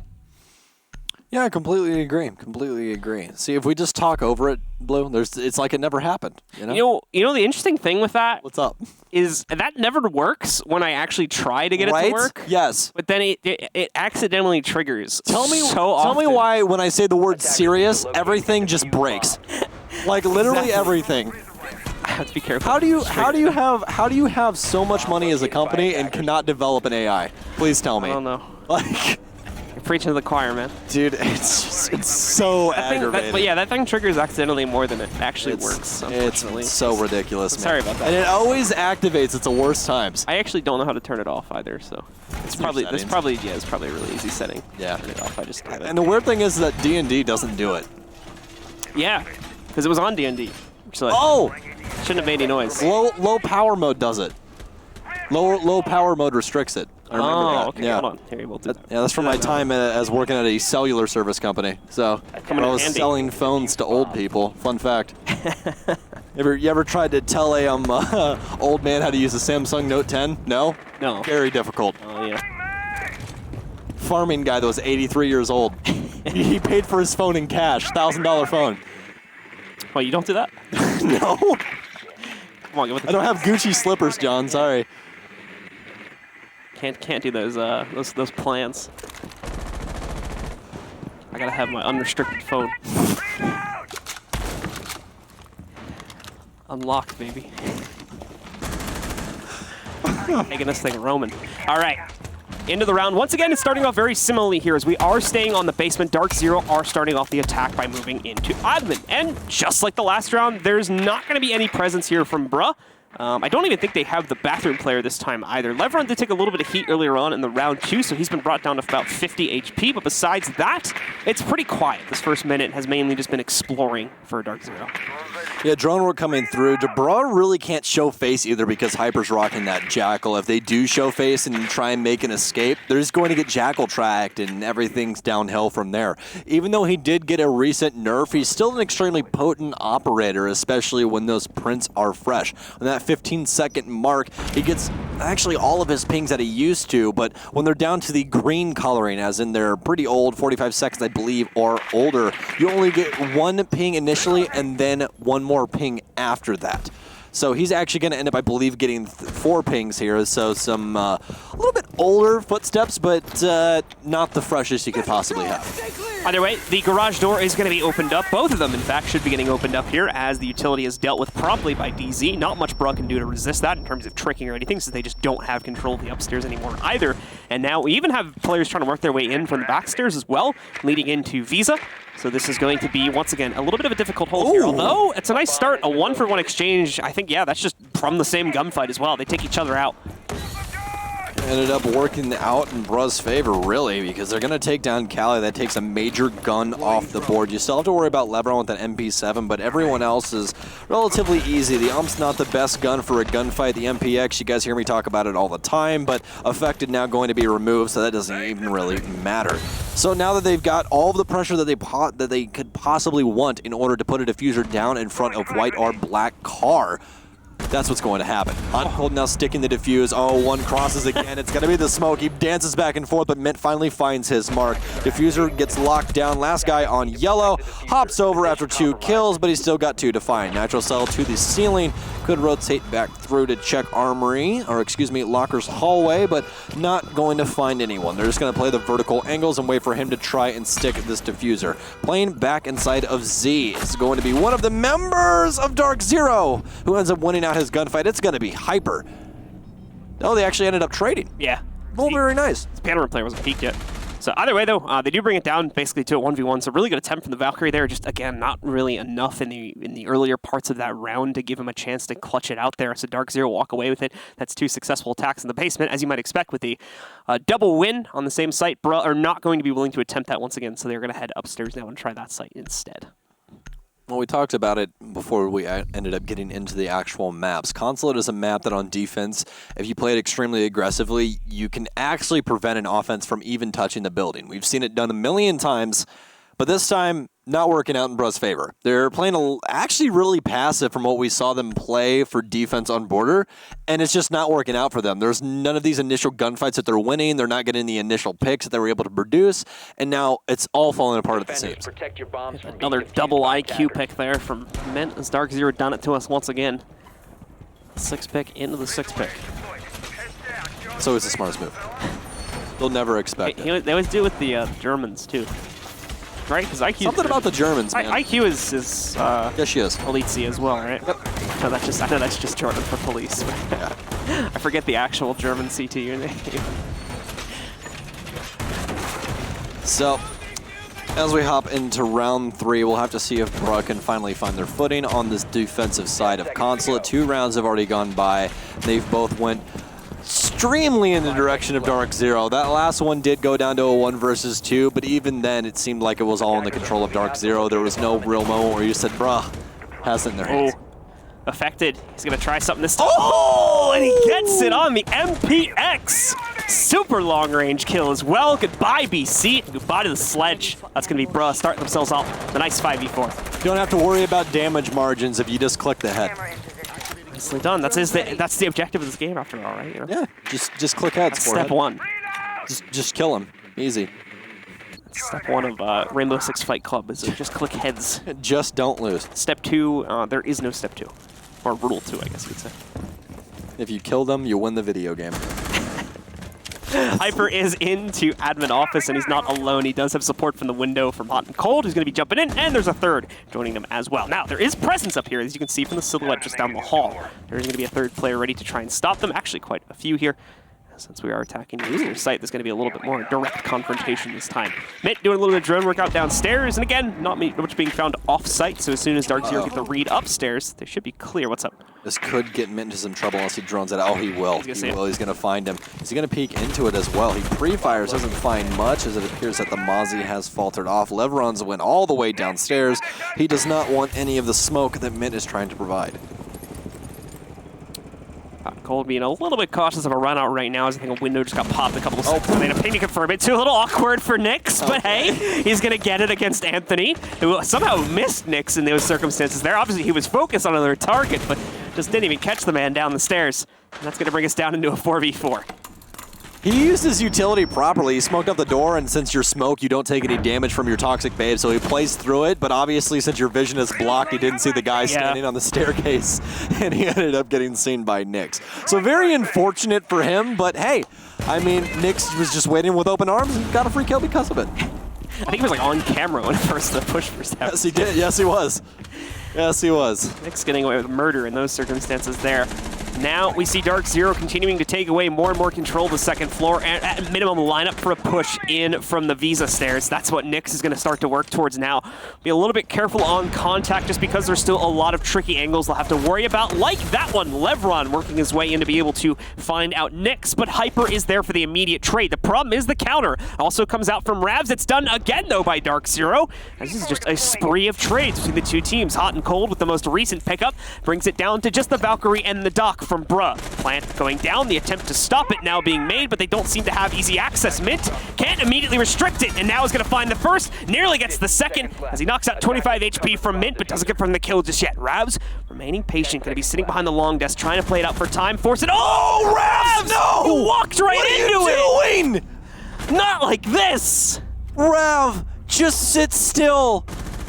You stood up at literally the worst time. DarkZero just accidentally won a round. If you're DarkZero, you just go, well, boys, there you go. Like, thanks for the round. They just got away with murder. Like, in more ways than one. What? Remember the Nyx kill from earlier on in the round, too? I don't have any words for that at all. Like, ooh. You want to talk about heartbreaking? Rav is never going to go back and watch this game, ever. We're just going to hop on our bike and wheelie on out of that room. I'm just getting on my Razor scooter and I'm going home. Defenders, oh my God. It's called the Uber. That's just not the way you want it to happen. You'd much rather just everyone get stomped instead of it going down to a 1v1 and you stand up into getting shot in the face. He literally stood in the spray. That's the thing, is that he started. I was like, oh, he's just gonna chill here. All the way to the right and then worked his way to the left. And literally the only moment that bullet would have hit him in the face was if he stood up. It's just. I was like, oh yeah, he's just gonna sit behind long desk and let us run the timer, right? Rav, I'm sorry, man. God wanted you dead, brother. I'm sorry. Like that's just, you can't fight that. That's just. Someone's gonna voodoo doll. Yeah, that's. A bomb has been located. Just pinned him right in his face. Yeah. Just made him fly into it, really. His mother was like, esports career? No. Like, A ghost hit his C key. what if his mouse just like bugged out? He just stood up. Oh my gosh. Actually, a fun fact about some other stuff that happened recently. Pi from Navi, that's currently filling in for Doki. His keyboard started on fire randomly. Yeah, I saw that tweet. And then it was fine. Did he like ever post a picture of that? No, because the keyboard was fine. It still worked. It's interesting. Be wary of your RGB lights, folks. I had a computer blow up once. What? Yeah, like literally blow up. I left it to render a video once, and I also had like an MMO running in the background. And apparently that was like way too much. CPU kind of fried. Yeah, and I went to take a shower. I heard a really loud noise when I was in the shower. Didn't think anything of it. And then when I came back, there was a giant black spot on my motherboard right where my CPU normally would have been. And my PC didn't turn on at that point, so yeah. That's odd. Yeah. Almost as odd as LeBron dying and Rav getting the trade. So Hyper to fall, Nyx with the initial kill. That means we're going to have no more Jackals, so don't have to worry about any more of those footprints. They have rotated downstairs. They're playing a little bit more aggressive upstairs, and it seems to actually be working out for them. This is a roam strat. You see the reinforcements. They're trying to give some support for their players. But the issue is now is Affected's in between a rock and a hard place if he does get droned out because he's playing Spiral. They can actually kill him from the roof. He's going to get recognized out and actually ends up choosing to abandon ship, which is exactly what you need to do. They have moved themselves over to lobby. They haven't won a single defensive round just yet, so now they're just throwing stuff at the wall and hoping that it sticks with these sites. BC still peeking into the window. In fact, 2 players trying to work their way into it now just to get a little bit of vision and get access to this a bit more quickly. We are down to about a minute left in the round already here. And now Mint is going to be able to finally pick up other kills. Cali gets taken out, so the roaming presence once again continuing to diminish here for Bruh, leaving it all on the dock, Mozzie and Rook, as they bring quite a bit more anchor presence here. Second floor presence has been taken in addition to the presence directly above the site in question. Flash will go out. Easy angle going to be really given to Hot and Cold here as Ravs tries to take contact on the fight. Anthony has better luck doing that exact thing, though, and is able to find a trade to take down Nyx, bringing this into a 3v2. Mint, not too easy, not too difficult of a trade considering the HP from Anthony as he was already incredibly low, and that brings it all onto Affected. Hit a 1vx now with the plant starting.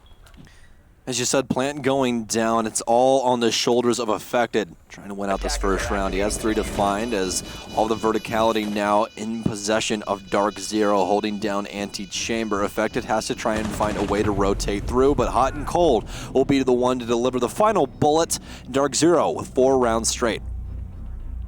And Affected laughing at something. Don't really know why, but he's dead, so who really cares? Might have been like delayed laugh from the last round.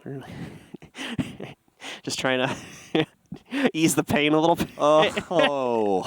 Sorry, I had to dig that one up. That was... It's all banter. You can't do that to me right now. I'm sorry.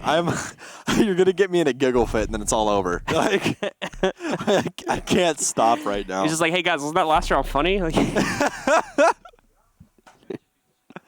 it's just not good, man. It's not good. so we're going back to the basement for what should be one of our, or what will be, I should say. This is 6 rounds straight overall, right? Well, we'll be 5 rounds after this. Wait, what do you mean? Going into the last map. Oh, you consider the last map. I can't remember to be completely They won the honest last 2 rounds. but I think you're right, yeah.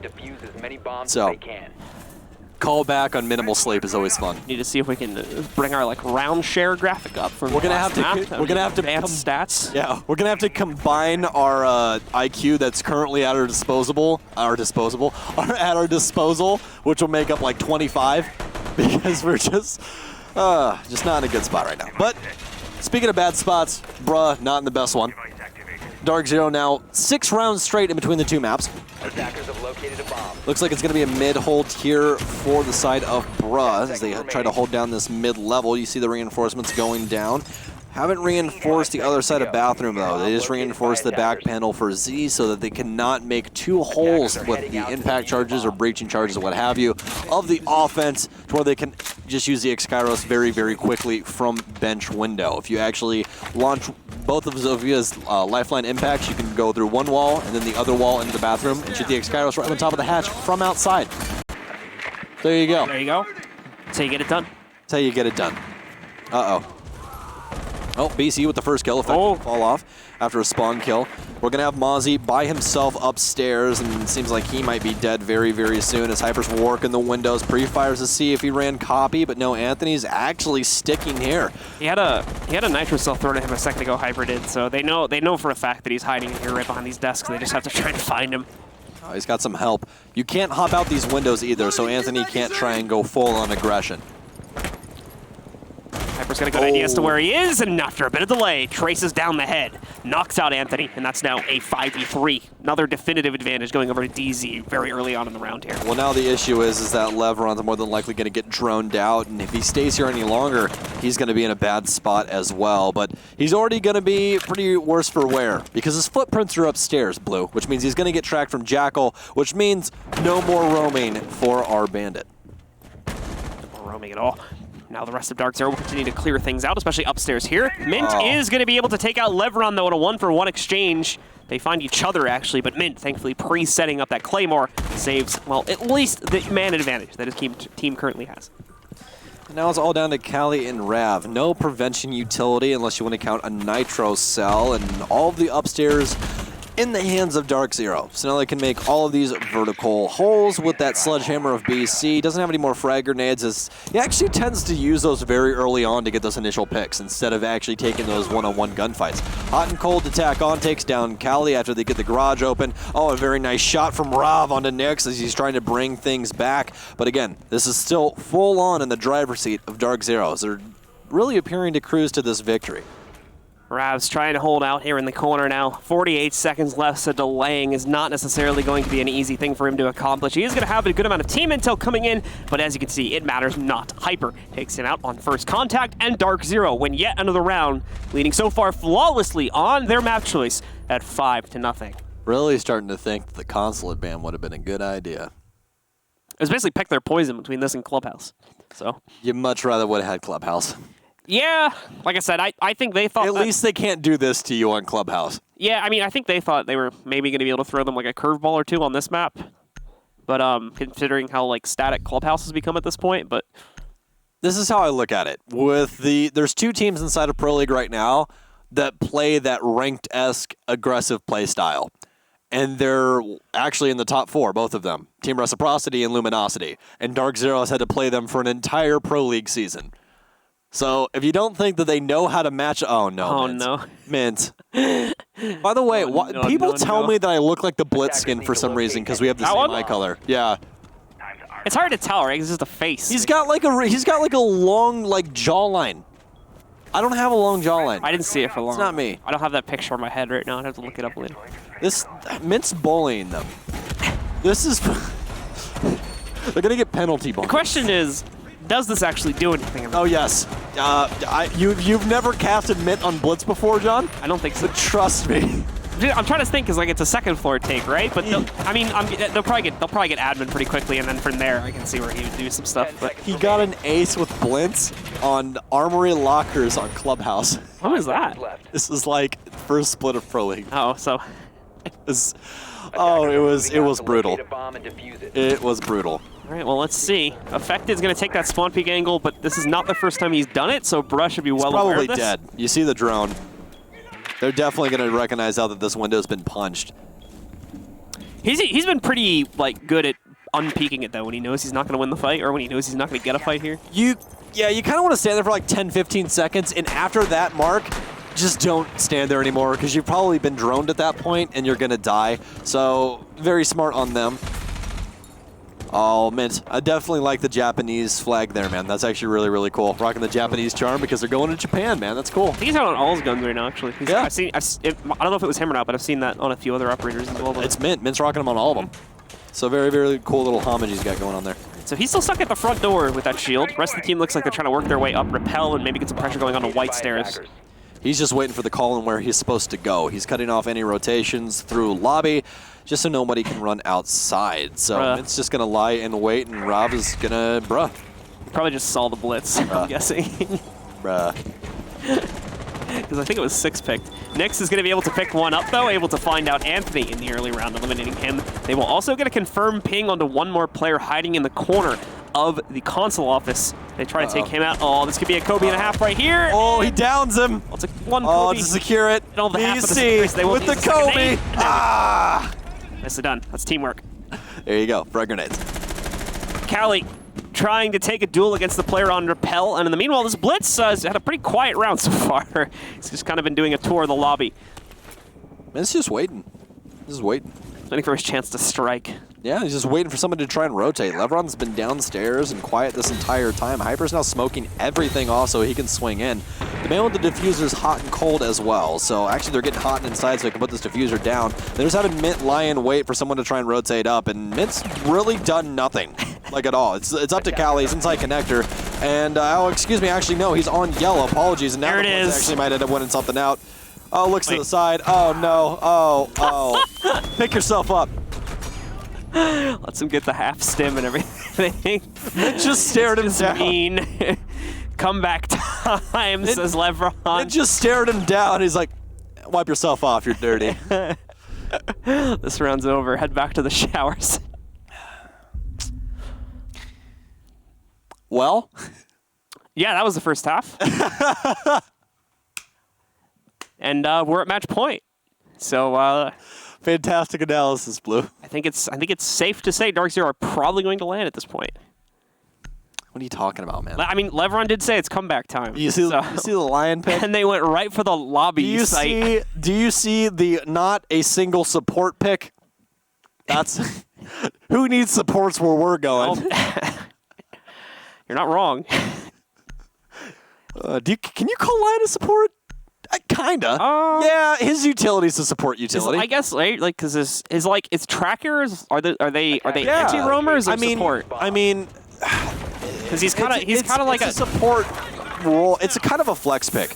Because like your supports are always like things that get rid of denial and then your hard breach. Yeah. That's always support. So I put Lion as a flex. I feel like Jackal, Nomad, and the Track Stingers, those are all like dedicated anti-roam Yeah. or so.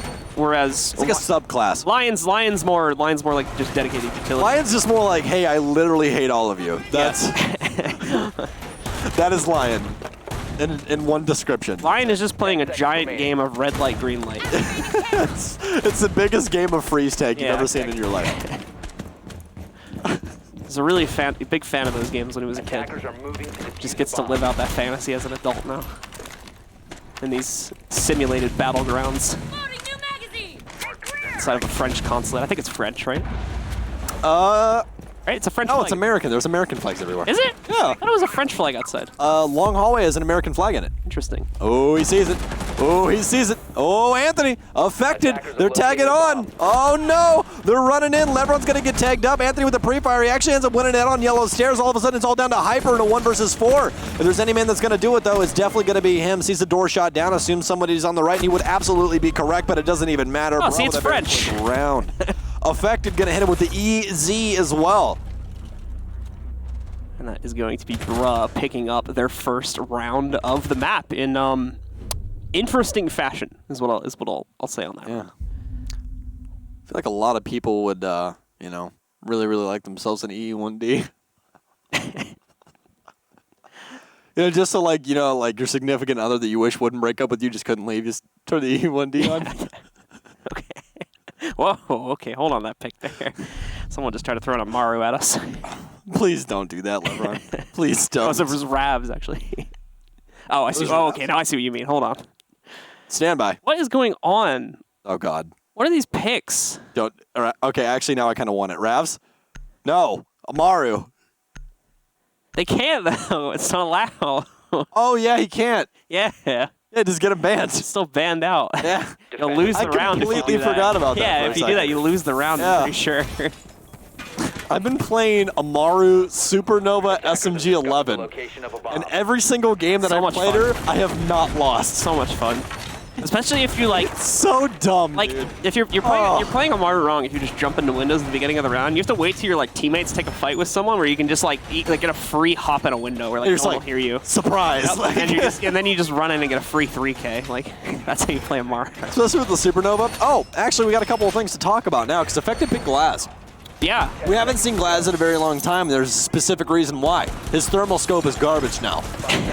Well, it's been changed quite It's been heavily. changed a lot. You have to sit still in order for it to turn on, and you have to wait quite a while for it to do so. So that makes it to where you can see through smokes, but again, you have to wait a while. He's much more of an actual sniper now, essentially, instead Well, of... actually, he's kind of an entry fragger now. Yeah. Because they upped his rate of fire by quite a lot. It's not unlocked, but it's a lot higher. It has some recoil now, but, you know, we'll have to see how it ends up working out for them. Hot and Cold's going to get marked, but not before he ends up taking down Rav, so all those 6 picks that he could possibly throw at us really didn't matter in the end, did they? I was really worried that was going to be the Glaz that got picked right there. Just like, oh, Glaz does all this, and then he dies. Caster's Curse is... It happens so often when a new operator gets played for the first time or something like that, and we try to explain it, and he just gets wrecked right in the first That always happens to us. It never happens to, like, Pro League. It always happens to us. What is this run out all of a sudden here? Oh, Callie, aim. Aim, Callie. What are you doing? He gets it, though. Hyper's going to be able to find a trade onto Affected. Looking you for one go. more. Callie runs in for an additional pickup. He will be traded up by BC, and now Anthony sends in the EE1D of death. Oh. He will actually get him the 1v1 as well. What is going on right now? Moves in to find BC. And now he's going to hunt out the last player. I don't know if he got a successful ping off of his last E1D charge. If he does, he seems to have a good idea about where this Jaeger is, but that's probably just off of a lot of pre-round intel here, considering the way that this site is normally played. So he now knows where the Jaeger is. Now he's got to come up with a plan to actually kill him. All right. Well, Nyx had a very good showing so far. Have to see he can possibly secure the kill to send them to land blue. Minute 25 seconds. Does have a drone. Trying to figure out where Nyx is placed. He's inside of Z, so he's in a very safe location where he can rotate off of in a myriad of different ways. So he starts to work his way down yellow. Waits for the call, but ends up rotating back into the circle desk area, back through antechambers. So playing a little bit different, waiting for him to peek, and that's going to be it. Nyx with a very nice headshot, and DarkZero 7-1, 7-3. They're going to Las Vegas, Nevada Blue. They booked their ticket, and that's it. The second visit to Vegas for DarkZero. They attended it earlier this year for the Allied Esports minor that occurred a couple of months ago, and now they are going back once again. We will see them there heading in to the grand finals of the USN here, and that declares our 6th team and also our final regular stage team to qualify for the LAN finals. Huge congratulations to DarkZero. It was a massive effort for them. If we remember, they were one of the teams that were actually struggling the most to get to just the conference qualifiers, being upset by quite a few teams. The most notable game being, I think, the Parallax upset that happened back in Stage 2, if memory serves me correctly. But finally, they have made it all the way, and at the end of Stage 3, they have taken the Eastern Conference qualifying slot and will now be our 6th team to head to LAN. Yep, 6 teams in, and all of them pro teams, showing you exactly why they are the best teams inside of North America. Overall, an extremely impressive showing, so we now show you guys some replays from the map of Consulate. First map was Border Blue, 7-3, a very good showing overall from DarkZero on all fronts. They seem to stumble a little bit on their offensive side initially, but right after that, got right back into the groove, were able to claim their last rounds, and overall, just an extremely dominant showing. I mean, when you have 6 rounds on your offensive side on Consulate, that's something you don't see too often. No, not too often at all. I mean, it was a little bit of like just a weird map here on their second map. 8 rounds in a row as well. Yeah, it was 8 rounds in a row essentially from them. This was, let's just pretend we didn't see that. Rav is going to have nightmares about that. It's just how unlucky can you be, man? But yeah, look, there's that LMAO as well. They're just opening up all the wounds here in the replays. And trying to do his best Pojo impression, but it didn't work out for him, did it? It's the opposite of Pojo, really. Yeah, it's like, hey, I got slammed, Lamau. But yeah, a very interesting game. Things continue to get like more and more loony towards the end, as you're seeing here with the mint play and the blitz, and then we had like then in the second half, then the Glass, the Blackbeard, and there was that. I'm just gonna keep that in my back pocket for if Callie ever tries to talk about any mess about me or anything. I'm just like, hey, remember this? Interestingly, Bro won that initial round with the line as well, so it worked out, man. They were starting to come back a little bit, but I think DZ also was playing a bit, kind of out in the open at that point as well. So there's a reason why we saw that happen. And either way, still a great success from DarkZero at the end of the day, and a well-deserved win, a well-deserved run through the qualifying bracket. And they're now going to head to LAN. So a big congrats to them. They'll be joining EG as well, who also just qualified in the Western Conference qualifier a few days ago. And those will be both of our teams from Stage 3. All right, well, I think we got an interview with one of our friends from DarkZero. So let's jump right into it and see who we're talking to today, folks. I'm going to assume it's Nix, my man. What is going on, buddy? How are you? What's going on, Stokes? How you doing, man? I'm doing fantastic. So 7-3, 7-1 up against Bruh. Going into the matchup, you guys knew more than likely that they are going to be playing like a lot of the T3 teams, very aggressive on defense, but not very well put together on offense. When you guys were looking into this, what was the main game plan? Main game plan was just kind of play our game, like you said. We didn't have a lot of info on this team. We kind of knew what they did in the previous qualifiers against like Obey and Two-Faced and I think Wordless, and they beat some pretty good opponents. Those are all CL teams, so we didn't take them lightly. We just came into the game plan, our game plan, and just made sure that we were trading properly, and it worked out pretty well. So. Awesome, man. Awesome. So the real question is, does the meditation help you out before a game? This is not a joke question, by the way. I swear to God. Does it actually help you get in the proper mind state? Does it help you to just calm down, breathe for that 10 to 15 minutes, and just go, okay, I'm in the right mindset. I've listened to the music I need to listen to. I'm calm. I'm ready. Does it help you? Oh yeah, for sure. I think meditation can help.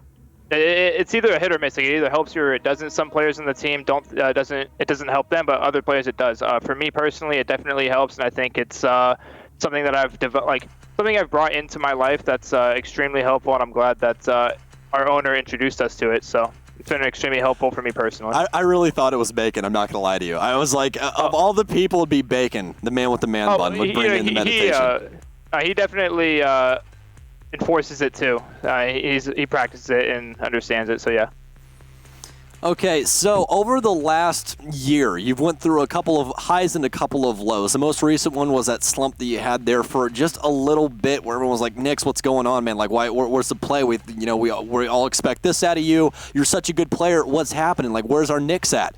And then all of a sudden, on this second split of Pro League and just continuing on through lands, you've been lights out the entire time, Nix. What was the mindset change for that to happen?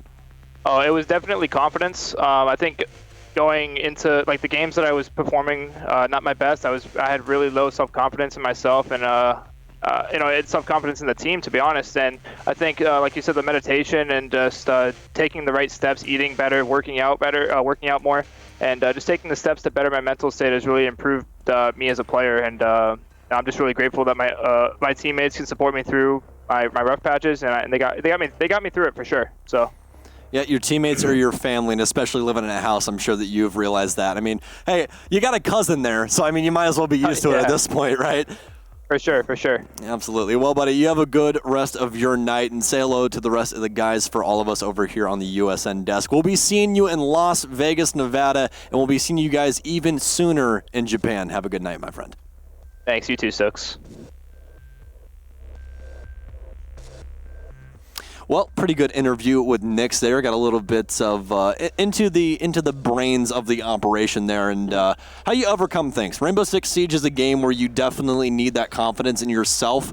Otherwise, it's not going to go your way, and that's in almost every single competitive environment. If you're not competent, or if you are not confident in what you do, then you're not going to do very well at it. Mm-hmm. Absolutely. Well, so I'm going to talk about our MVPs. Mine was actually Hyper for this match. I wanted to go with him. I think we saw some really good stuff out of him, especially in map number 1. It's a lot of like mid-round trades being essential to the team being able to close out in those situations. We'll see his stats here as well. Ended up, like most of the team in this matchup, I think, with a pretty positive stat line overall and a 72% cost to round out the day. All right, well, I guess that we have to head over to mine now. Yeah. All right. Okay, guys, well, mine is going to be the man on the screen. It was Nix. So Nix, my MVP, had some amazing showings, and the main thing for me is that he came out the gate swinging, and he never, ever stopped. Look at that entry stat. Yeah, look at the entry, 8-1. That's crazy. I didn't even realize his entry stat was that is insane. Well, think about it. The amount of opening frags that he got on defense was the huge benefactor. +7 is normally like someone's overall stat line, not their opening stat line. So that's pretty crazy just how often he was actually the player involved in the opening stat line as well. Because that means he has, was it 8 of the rounds that were played? It's basically like half the rounds he was involved in the first kill one way or another. Yeah, and actually going into that border matchup, if you guys think about it, look at how objectively sound DarkZero is. 4 plants from hot and cold, and they didn't have that many offensive rounds on border. So I believe they had 3 or 4 on there, and then they had 6 straight wins on Consulate on the offensive side. So to have 4 plants with that, that's a huge plant margin. Yeah, a pretty huge margin between these two teams overall. We'll take a look at some of our overall stats. You were talking about the plant margin, which, there you go, you see it right there now. 5 plants. 4 clutches for DarkZero. And again, Wow. Unfortunately, nothing from the guys on ZQWE, otherwise known as Bruh.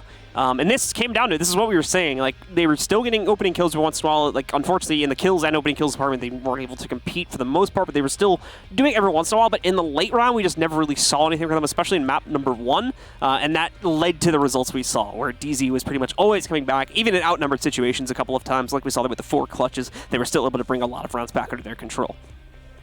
Well, now you guys see the 6 teams that have made the Rainbow Six U.S. Nationals in Las Vegas. We're heading back to the Rio, John. We're heading back to the Rio. Should be a good time. We were there last year. That hotel, as well as the actual venue itself, actually really, really nice. The Rio, pretty good hotel, but the venue is what I love the most. Has, especially the acoustics with how loud it was last year. It's going to be a good time, especially with the quality amount of teams that we have. The Penn and Teller Theater, my man. Yeah. That's all. It's That's dope. awesome. So make sure you guys are checking stuff out for that one. Make sure you guys are heading over to ListLink as well to buy your tickets. They're on sale now. So head over to that link at rainbow6.com/tickets where you can find all the necessary information. I imagine along with stuff like our partner hotels and whatnot for the event as well, if you guys are interested in finding out more information on that. One final note, don't forget once again to sign up for our Venmo Community Spotlight if you want to try to take home up to $500 if you take our first place prize, or $100 if we pick you for second or third place. If you got a Rainbow Six clip and it's ready to go, upload it right now. And most importantly, make sure you upload it with the hashtag Venmo Community Spotlight, which you'll see once again here on the screen in just a second. There it is. Make sure you upload it to the site of your choice, YouTube, Twitter, Twitch, whatever it will be. And this is the part you can't forget. Submit it to this link here, esl.gg/Venmo-R6USN. Make sure if you want to submit yourself for this week's contest, do it as soon as possible, as the winners will be picked within the next few hours, more than likely. That link also has all the necessary rules and restrictions for the contest if you are curious about your eligibility. $500, guys. That's all you need to know. $500 is what you get if you get first place. And from a couple of the other weeks, it's almost a free $500. Get your clips in there. If you guys are good at this game, then prove it. Show us your funny clips. Show us your clutches. Show us something. You can win some money in your Venmo account. So definitely get in on that. But the main thing that we need to talk about, folks, is the wild card. The wild card is coming up this weekend. Make sure you guys get signed up for that. It's the last week to get into USN and try your hand at getting to the LAN in Las Vegas, Nevada. Play.r6usnationals.com is where you sign up, get your squad in there, and try and make it to LAN. There's only 2 pro teams left that could possibly make it. It's Luminosity and TSM. Will they do it, or will we have someone else inside of the United States step up to take that throne? We'll have to find out next week. We will see you guys then.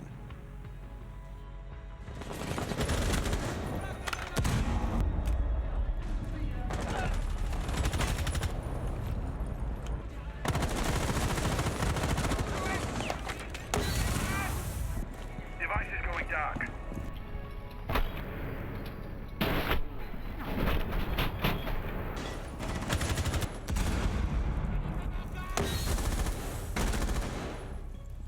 Deploying ADS. Attackers dropped the bomb. 50. 10 seconds left.